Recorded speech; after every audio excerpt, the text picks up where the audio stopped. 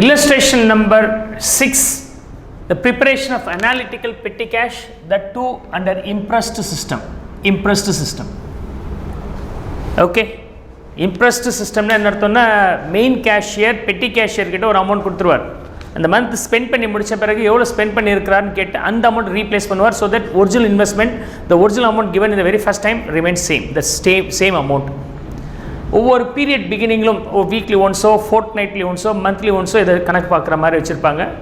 Main cashier கிட்ட இந்த பெட்டி கேஷியர் வந்து கொடுப்பார், சார் எவ்வளோ செலவாயிருக்குன்னு. உடனே எவ்வளோ செலவாச்சா ரீப்ளேஸ் பண்ணிடுவார். டே 1 ஆஃப் எ வீக் பீரியட் ஒரு 500 rupees கொடுக்குறார். இந்த சம்மில் அப்படி தான் இருக்குது. 500 rupees கொடுத்து எல்லாம் செலவு பண்ணிட்டே வாங்குறார். டே எண்டு இந்த 1 வீக் முடியும் போது எவ்வளோ செலவாயிருக்குன்னு சொல்லுவார். அந்த எவ்வளோ செலவாச்சோ அதை கையில் பைசா கொடுத்துட்டா ஏற்கனவே இருக்கிற 500 இது சேர்ந்துச்சுன்னு திரும்ப 500 வந்துடும். தென் amount remains static which is call impressed system. இதில் ரெசிட்ஸுக்கு பேமெண்ட்டுக்குன்னு தனித்தனி காலம், பர்டிகுலர்ஸ் ஒரே காலம் தான் இருக்கும். So the thing is this way, receipts பெட்டி cash book, that to analytical petty cash book. Okay, so this will be not simple petty cash book. I am going to prepare the analytical petty cash book. Analytical petty cash book. Okay. Oh, then idhula receipt side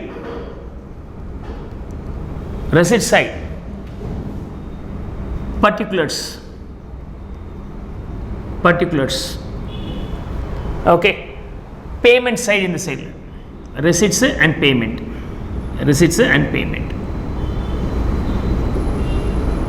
clear? Receipts and payment. நான் பேமெண்ட்டை வந்து இப்படி போட்டுக்கிறேன், இடம் தேவைப்படுது எனக்கு. Payment, receipts and payment. Okay, receipts, payment. Okay, receipts, particulars and payments.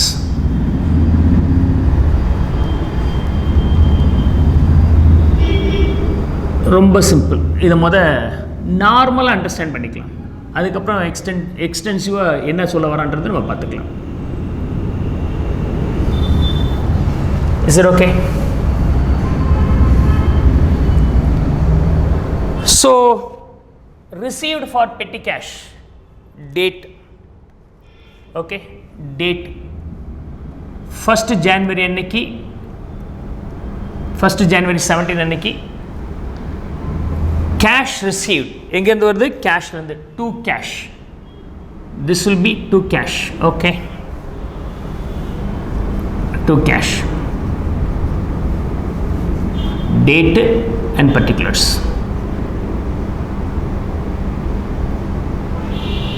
to cash, clear? எவ்வளோ amount வந்துச்சு? 500 rupees வந்துச்சு.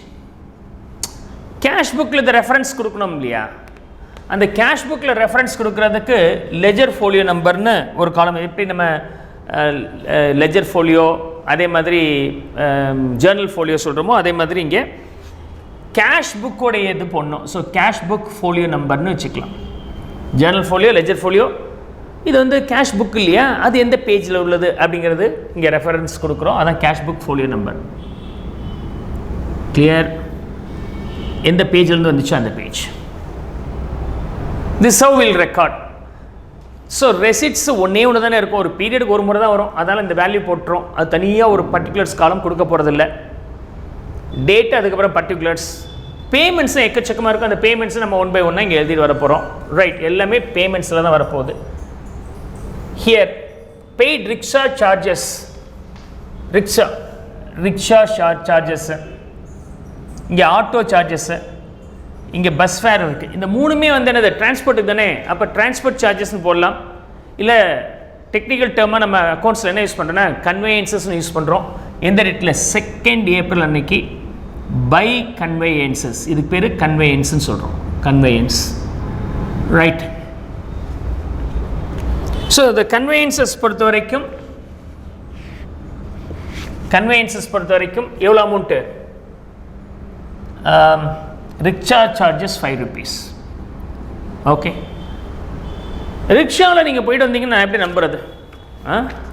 ஒரு நான் சேல்ஸ்மேன் அனுப்புகிறேன் போயிட்டு வாயா அப்படின்ட்டு அவர் போய் கடைக்கு போயிட்டு வந்துட்டார். சார் ரிக்ஷாவுக்கு ஒரு 5 ரூபா கொடுத்தேன் சார். அவர் ரிக்ஷாவுக்கு கொடுத்தாரு, அவர் எடுத்து வச்சுட்டா நமக்கு எப்படி தெரியும்? ரிக்ஷாவுக்கு போனால் அப்படிங்கிறது எனக்கு தெரியணுமா இல்லையா? அப்போ ஒரு சின்ன கையெழுத்து போட்டு இந்த ரிக்ஷா வாலாகிட்ட இருந்து அந்த ஆட்டோ டிரைவர்கிட்ட கையெழுத்து போட்டு வாங்கிட்டு வர சொல்லுவோம். அதுதான் நமக்கு வவுச்சர்ஸ். ஓகே, யார் யாருக்கு பேமெண்ட் பண்ணுறோமோ ஒரு வவுச்சர் மாதிரி வச்சுருப்போம். அதில் யார் ரிசீவர் அவர்கிட்ட கையெழுத்து போட்டு வாங்கிட்டு வர சொல்லுவோம். That is call voucher. அதற்குரிய நம்பர் என்ன? Reference number. இங்கே எப்படி நம்ம ஃபோலியோ நம்பரோ அது மாதிரி இது பேமெண்ட்டுக்கு we have voucher number. We have voucher number. Okay, we have voucher number. Is it clear? எந்த வவுச்சரை பேஸ் பண்ணி இந்த பேமெண்ட் பண்ணாங்க? This how we'll do. Paid cartage அடுத்தது. Paid cartage. செகண்ட் அன்னைக்கு எகைன் பேமெண்ட் பண்ணியிருக்கிறாங்க பை கார்டேஜ். எல்லாமே பை தான். Cash வந்தது ஒன்றே ஒன்று தான், மிச்சம் எல்லாமே பை தான். By cartage, value being 12 rupees. And paid for postages third அன்னைக்கு 3rd January 17 by postage. By postage, value being 15. Then paid wages to casual workers on the same date by wages 66 rupees. And paid for stationery in the date of 4th January அன்னைக்கு by stationery, value being 134. Paid for auto charges. Auto chargesக்கு transport வச்சுக்கலாம், இல்லை conveyances வச்சுக்கலாம்னு சொன்னேன். So அதே டேட்டில் by கன்வேயன்சஸ்.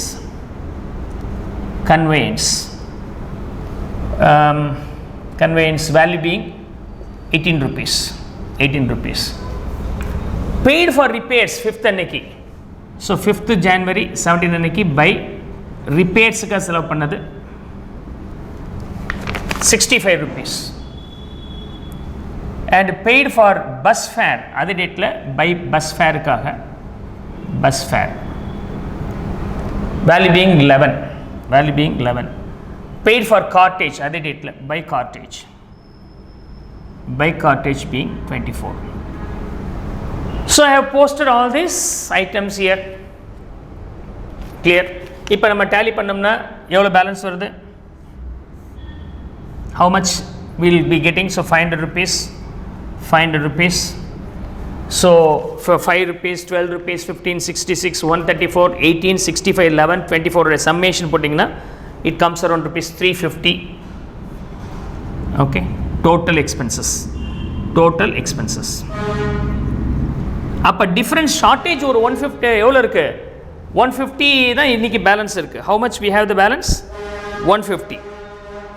So balance carried on being 150 rupees. அப்படின்னா 500 rupees கையில் கேஷ் இருந்துச்சு, 350 செலவு பண்ண பிறகு 150 தான் பேலன்ஸாக இருக்குது. So here to balance brought down being 150. எவ்வளோ கேஷ் வாங்குவீங்க, எவ்வளோ செலவு பண்ணீங்களோ அது கேஷாக கொடுத்துருவாருன்னு சொன்னால் அதுதான் இன்ட்ரெஸ்ட் சிஸ்டம் நம்ம சொன்னோம். So to cash, again we are receiving the cash for the next period to cash account. ரெசிட் சைடில் 350. எகைன் 500 rupees வச்சு ஸ்டார்ட் பண்ணிட்டு நெக்ஸ்ட் பீரியடுக்குரிய ஸ்பெண்டிங் பண்ணிவிடுவாங்க. இது பேர் பெட்டி கேஷ், சிம்பிள் பெட்டி கேஷ். அது என்ன sir analytical petty cash book அப்படின்னு சொன்னாக்கா இதை அனலைஸ் பண்ணுங்கள். கன்வேயன்ஸுக்கு எவ்வளோ சார் செலவாயிருக்கு அப்படின்னா, கன்வேயன்ஸுக்கு சார் இங்கே ஒரு 5 rupees சார், இங்கே ஒரு 18 rupees சார், இங்கே ஒரு 20, வேறு எங்கே இருக்குது கன்வேயன்ஸஸ் 1, 2. ஓகே, பஸ் ஃபேரை கூட நீங்கள் கன்வேயன்ஸஸில் சேர்க்கலாம். அப்படி குரூப் பண்ணுறீங்க. So conveyance. ஓகே, இது பஸ்ஸு, இது ஆட்டோ, இது ரிக்ஷா.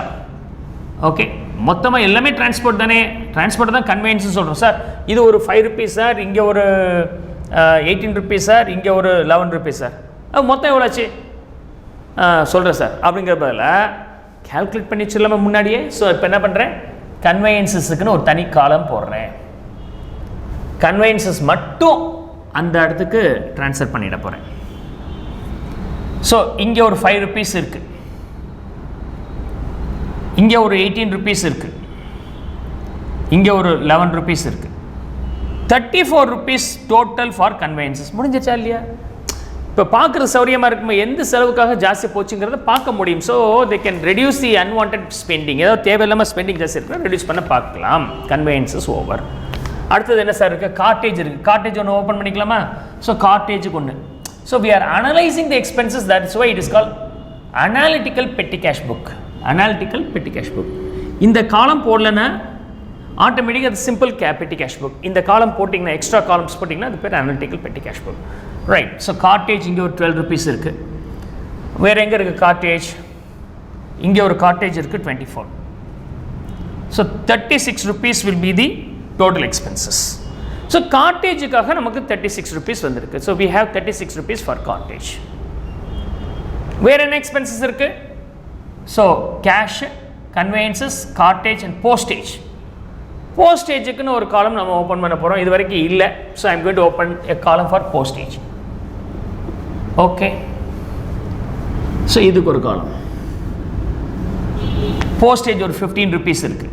வேறு எங்கேயாவது போஸ்டேஜ் இருக்கா? Postage, wages, stationery, conveyances, repairs, conveyance இல்லை. ஒன்றே ஒன்று தான் இருக்குது. ஸோ போஸ்டேஜுக்கு ஒரு 15 ரூபா செலவாயிருக்கு. போஸ்டேஜுக்கு ஒரு 15 ரூபா செலவாயிருக்கு.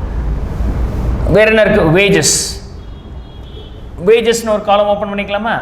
ஸோ வேஜஸ்க்காக we are analyzing the petty expenses for what are the small expenses we spent அப்படிங்கிறதுக்கு இந்த ப்ராசஸ் பண்ணுறோம். இது பேர் analytical petty cash book. So wages வந்து ஒரு 66 rupees இருக்குது. we don't have any other places for wages, so only one item here is. 2-3 கூட வரலாம். இங்கே வந்து ஒன்று தான் வந்திருக்கு. அண்ட் ஸ்டேஷ்னரி இது வரைக்கும் இல்லை. ஸோ இல்லைன்னா போஸ்டேஜ் அண்ட் ஸ்டேஷன் கூட சேர்த்து போடலாம். That's your choice. ஸோ நான் இங்கே தனியாக போடுறேன். ஸ்டேஷ்னரி அக்கௌண்ட் தனியாக. ஸோ ஸ்டேஷ்னரி இதுக்கு ஒரு காலம். ஓகே. ஸோ ஸ்டேஷ்னரி வரும்போது இங்கே ஒரு 134 rupees ஸ்டேஷ்னரிக்கு செலவு பண்ணியிருக்கோம். அப்போ இதுலேருந்து என்ன தெரியுது? பெட்டி எக்ஸ்பென்சஸ்லேயே ஜாஸ்தி நமக்கு ஸ்டேஷ்னரிக்கு தான் செலவு இருக்குங்கிறத கண்டுபிடிச்சிக்க முடியும். ரைட். அடுத்தது கன்வேயன்சஸ் நம்ம ஏற்கனவே போஸ்ட் பண்ணிட்டோம். Okay. Conveyances posted. And repairs we can open a repairs or others கூட போட்டுக்கலாம். கன்வேயன்சஸ் போட்டாச்சு. ஸோ இப்போ ரிப்பேர்ஸுக்கு பொறுத்த வரைக்கும் தனியாக ஒரு காலம் ஓப்பன் பண்ணிக்கலாம். இல்லை ரிப்பேர் மாதிரி என்றைக்கோ ஒரு முறை நடக்கக்கூடிய பெட்டி எக்ஸ்பென்சஸ் வந்தால் என்ன சார் பண்ணுறது? அதர்ஸ் இல்லை மிஸ்லினியஸ் பெட்டி எக்ஸ்பென்சஸ்ன்னு போட்டுக்கலாம். ஸோ புக்கில் சன்ட்ரீஸ்னு யூஸ் பண்ணியிருக்கிறாங்க. அந்த டைமை யூஸ் பண்ணிக்கிறேன். இதெல்லாம் ரிப்பேர்ஸ் வந்து ரெகுலராக வரணும்னு அவசியம் இல்லை. ஸோ சன்ட்ரீஸ்னு போட்டுக்கிறேன். ஓகே. ஸோ ரிப்பேருடைய value being 65. I'll post here 65 rupees. Clear? I post here 65 rupees. Clear? So all these things are recorded. இந்த அக்கௌண்ட்லாம் நம்ம எங்கே ட்ரான்ஸ்ஃபர் பண்ணுவோம்? லெஜருக்கு ட்ரான்ஸ்ஃபர் பண்ணோம்ல, அதுக்கு ஒரு ஃபோலியோ எந்த லெஜர் பேஜுக்கு போகுது அப்படிங்கிறதுக்கு லெஜர் ஃபோலியோ நம்ம யூஸ் பண்ணிக்கலாம். So we will have a ledger folio here. அவ்வளோதான். These are payments. Ledger folio. Okay. எந்த லெஜருக்கு போயிருக்கு, எந்த பேஜில் உள்ள லெஜர் புக்குக்கு போயிருக்கு அப்படிங்கிறத நம்ம ரெக்கார்ட் பண்ணுறதுக்கு யூஸ் பண்ணியிருக்கிறோம். So this is call analytical petty cash book.